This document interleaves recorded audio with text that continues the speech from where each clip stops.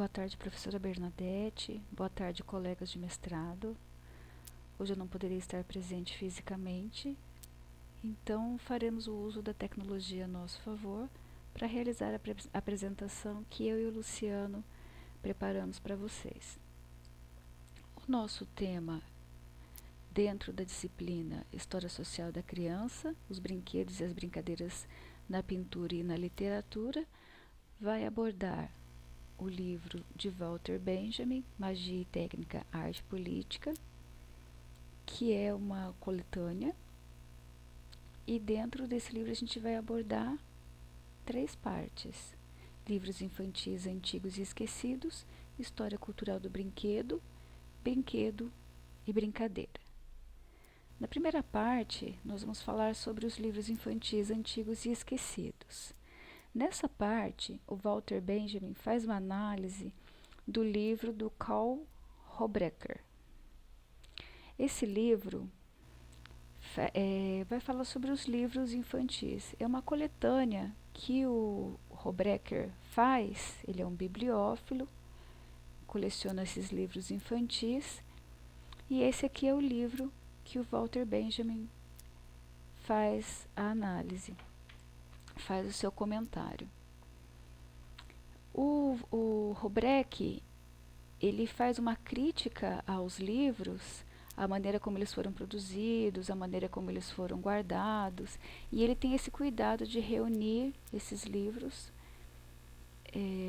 Alguns foram doados para a biblioteca, como a gente vai ver no próximo slide, mas ele acha que o livro deve ser manuseado pela criança. Então, quando ele encontra um livro que está sujo, que está amassado, como a frase diz aqui, é uma boa coisa que a pátina depositada nas folhas por mãos infantis pouco asseadas mantenham à distância o bibliófilo snob, porque ele acredita que o livro é para ser usado mesmo. Isso me faz lembrar quando o Christian comentou que os livros você usava e tinha o maior cuidado para não estragar. Não é esse o intuito, então. O Hobrecher é um químico, amante e colecionador de livros infantis, e em 1924 ele publica então o livro Livros Velhos e Esquecidos das Crianças, que é esse que aparece aqui. Então, nem sei como é que se pronuncia isso, Altvergessene Kinderbücher, enfim. A maioria dos livros que ele recolheu, então, até 1933, está numa universidade, e uma parcela pequena, que são os livros que ele gosta mais, ficou com a família dele, então. Aqui é uma ilustração, né, de 1841, de um dos livros dele, e aparece uma característica bem bacana, que é a antropoformização dos animais. A gente vê uma raposa, que vai lembrar um ser mais esperto, né? Vestido em traje de monge. Não sei qual é a história, mas a antropoformização dos animais acontece porque, em geral, os livros eles vão ensinar às crianças, de uma maneira catequética, os valores morais e sociais da época. Então, alguns animais vão caracterizar essa personificação. É uma alegoria, na verdade, né? A personificação de um sentimento abstrato. O Hobrecher, ele leva 25 anos fazendo essa coletânea, ele tem mais de 1000 exemplares, né? Centenas desses exemplares recolhidos pelo Hobrecher são o último exemplar desse livro. O comentário que o Hobrecher faz, e que é analisado pelo Walter Benjamin, é que o livro infantil ele nasce com a corrente filosófica iluminismo, e numa era pedagógica aonde, como eu já tinha comentado com vocês, existe uma remodelação da humanidade, a educação começa a surgir enquanto pública, enquanto dever do Estado, e E esses livros, então, começam a fazer parte da educação, da pedagogia, e ele começa, como é citado aqui, com admoestações problemáticas. O que são essas admoestar? É você reprimir com doçura, né? Então, é a maneira de se ensinar através de contos, através das figuras, enfim, os livros ensinavam, catequizavam através da narrativa, não só do que estava escrito, também da narrativa das imagens, mas a sua função era essa, de seduzir e de catequizar as crianças.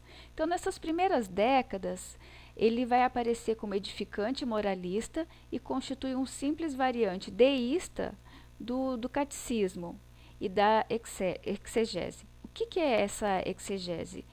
Também não conhecia essa palavra. É uma explicação ou uma interpretação crítica de um texto, né, particularmente de um texto religioso. Aqui no caso não seria só um religioso, também um religioso, mas de cunho social e educativo. Segundo Hobrecher, então, esses primeiros livros, então, são áridos e são irrelevantes para o público infantil. De uma certa maneira, ele não foi feito para o público infantil. Árido num sentido de não dar muita liberdade de interpretação mesmo, já que a função dele é catequética. Ainda segundo Hobrecher, a criança exige do adulto explicações claras e inteligíveis. Como não se entende nesse momento como é que funciona a psicologia da criança, o desenvolvimento da criança, porque como nós podemos estudar com os outros grupos, o olhar para a criança está sendo voltado nesse momento, no século XIX, enquanto o ser infantil, de necessidades infantis, então não se sabe muito como trabalhar, como escrever para essa criança. Como a gente vai perceber aqui que essa escrita, essa enxurrada de livros que vai surgir no final, na segunda metade do século XIX e no início do século XX, ele tem esse cunho catequizador, mas ele também tem um cunho capitalista. Em 1840 o papel ele acaba ficando muito barato e as novas descobertas de impressão, que eu vou falar mais para frente, que é a litogravura, permitem inúmeros exemplares coloridos. É a época dos magazines, das revistas, das publicações semanais, porque essa nova sociedade burguesa capitalista que se instala a partir da metade do século XIX, ela precisa de orientações e as revistas vão estar aí para isso. As revistas, os livros, os manuais. Então, é um fenômeno que acontece não só para a criança, é um fenômeno que acontece também para o adulto, dessa catequização, criando novas etiquetas, novos modelos de sociedade e orientando essas pessoas, já que vai haver um inchaço da cidade, um esvaziamento do campo, pela própria mecanização do campo, pela industrialização, e essas pessoas elas precisam ser direcionadas. Então, como se comportar na sociedade vai estar descrito nesses manuais. E nessa vertente também vem os livros infantis. Só que ainda não se sabe como escrever para essas crianças. Como ele diz aqui, a criança aceita perfeitamente coisas sérias, mesmo as mais abstratas e pesadas. E o adulto, nesse momento, que escreve para as crianças, não tem isso muito claro ainda. Então, o espírito da época ele vai nesse sentido de guiar não só as crianças, mas como os adultos e abrir a mente para o mundo mais globalizado, para o mundo que através do comércio se torna muito mais evidente. Agora nós temos, não que o comércio internacional existisse antes, né, mas agora é um comércio muito maior que se desloca ali do Mediterrâneo, vai se deslocar para o Atlântico e de uma maneira muito mais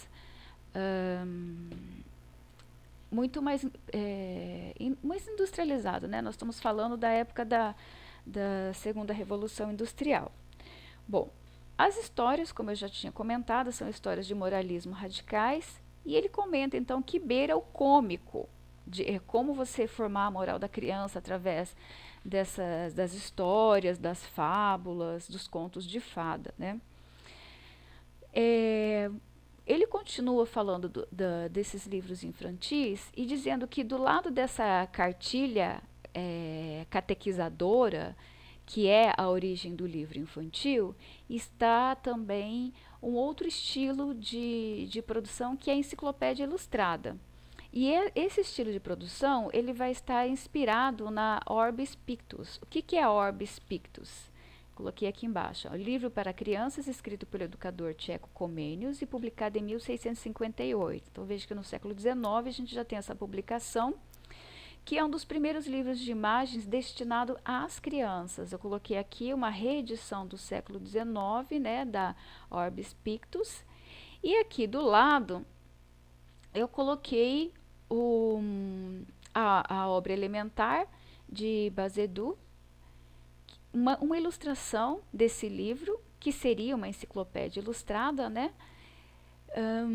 Que mostra crianças brincando, muito parecido com o que a gente vem estudando, sob o olhar do avô, né? Que aparece aqui na janela. Bom, isso aqui é um detalhe, então, da Orbis Pictus, de 1658, do Comenius. A gente pode ver aqui as espécies, bem estilo enciclopédia que a gente conhece mesmo.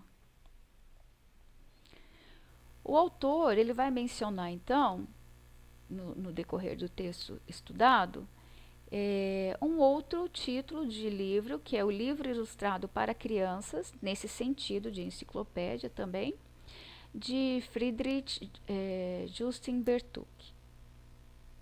O Bilderbuch für Kinder aparece então em volumes, quer dizer que era uma publicação, como eu falei para vocês, revistas, manuais, esqueci o nome, como que é? Bom, publicações periódicas são bem comuns. E esse livro ilustrado para crianças é uma publicação periódica, então, em 12 volumes, um trabalho educativo mensal, então, que tem como objetivo, então, difundir o conhecimento da época para as crianças. Ele está em PDF disponível nesse link aqui, se alguém tiver interesse, eu achei fantástico.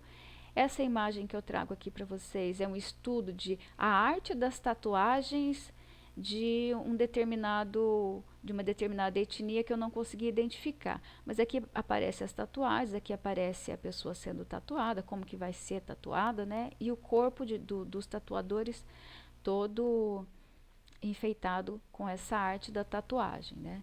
Então, como a gente viu antes, o espírito da época procurava então mostrar a utilidade de todas as coisas, mostrar como as coisas eram feitas, né? Depois o Luciano vai estar completando com algumas coisas que a gente separou para levar para vocês, para ficar claro isso que a gente está abordando. Ele vai mostrar um livro que é muito parecido com esse livro que ele fala, o primeiro livro ali que ele fala de 1924, que foi publicado pelo Robrecht, né?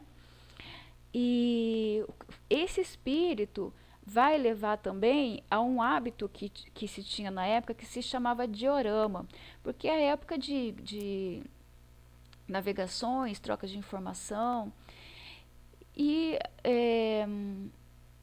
com esse inchaço da cidade, as pessoas também precisavam de um ócio, de passeios de fim de semana, e vai ser fundado nesse momento as escolas, etc., passeios públicos, museus. Vai começar a existir não só o Museu de Arte, mas também o Museu de História Natural, que nesse momento vai ser chamado de diorama, que era um espetáculo da época. O que é um diorama? É hoje o Museu de História Natural, mas é alguma coisa montada que reproduz o ambiente. Então, eu poderia ter ali um país exótico, um costume exótico, eu poderia estar representando ali no diorama, como se fosse um teatrinho assim que se mexia, um mecanismo onde apareciam alguns bonecos, pássaros, animais. Eu poderia ter representado o Brasil, por exemplo, ou a China, ou seja, lugares longes, exóticos, para que as pessoas tivessem ideia dessa globalização. Também com com finalidade pedagógica, né, uma finalidade de instruir as pessoas da época. Vejam que isso também não é só para criança. O Hobrecher, ele tem uma coisa muito legal, que é assim, ele valoriza essa produção do Bertucci justamente porque o Bertucci ele não tem essa preocupação áurica. O que é uma preocupação áurica? Daquele livro ser praticamente sagrado, intocável. Então, o Bertucci, no prefácio dessa coleção que eu citei aqui para vocês, de 12 volumes, no prefácio ele sugere que o livro seja recortado e que ele seja recortado para montar esses, como se fossem uns dioramas mesmo, onde aparecem as figuras mitológicas, onde aparecem pecinhas para serem montadas como se fosse esse diorama, então, como se fosse um mini diorama, e isso acaba sendo uma tendência da época também. Não só os dioramas, como as bonequinhas de papel, que você encaixava as roupinhas, porque aí a gente está em pleno consumo capitalista, no boom de consumo capitalista, e isso também ajudava as vendas, não só a catequizar, não era só o espírito, como nós vamos ver daqui a pouquinho, de ensinar, mas também no espírito de se consumir. Aqui eu mostro uma ilustração do livro do Bertucci, de 1806, que é uma lista de criaturas lendárias. Então a gente vai ter o Pan, vai ter um unicórnio, mas também um unicórnio meio com algumas características assim, de nadadeira, de rabo de sereia, tem a sereia aqui também, parece um grifo, enfim, são seres mitológicos que ele traz então nessa coleção de livros. Bom, nessa época então retratada pelo autor, e aqui eu arrisco a dizer, até fiz um comentário aqui, que ainda hoje existe esse ranço, né? Um preconceito, então, de que as crianças são muito diferentes de nós adultos, como se nós não fôssemos crianças um dia, né? Então, as crianças, elas são tão diferentes, e os adultos acreditam que não sabem como lidar com essa criança, e eles acreditam que precisam ser muito inventivos para distrair essas crianças e apresentar alguma coisa muito interessante. E aí, o autor, ele vem desconstruir isso, dizendo que é uma tentativa ociosa produzir esses objetos apropriados para as crianças, porque na pureza das próprias crianças, no seu ser infantil, existe uma imaginação que transforma qualquer coisa em brinquedo, né? Então ele ele escreve dizendo que substâncias puras e infalsificáveis, ou seja, aquilo que você não pode reproduzir, aquilo que você não precisa criar dentro de uma determinada imaginação, elas são capazes de despertar a atenção infantil. Ele diz isso assim, de pedacinho de retalho, tijolo, pedacinho de madeira, e a gente vê isso em criança até hoje, criança que abre a gaveta da nossa cozinha, é o lugar onde eles mais adoram pegar tampa de panela para fazer direção de carrinho, e abre, pega uma escumadeira e faz uma metralhadora, enfim. Essa coisa da criança, como eu mostro aqui nessa imagem, ela é inerente, ela pertence mesmo à criança, não tem essa necessidade do que ele chama de tentativa ociosa e febril de produzir esses objetos maravilhosos para encantar as crianças, né? Aqui, por exemplo, como eu coloquei a tatuagem, então aqui eu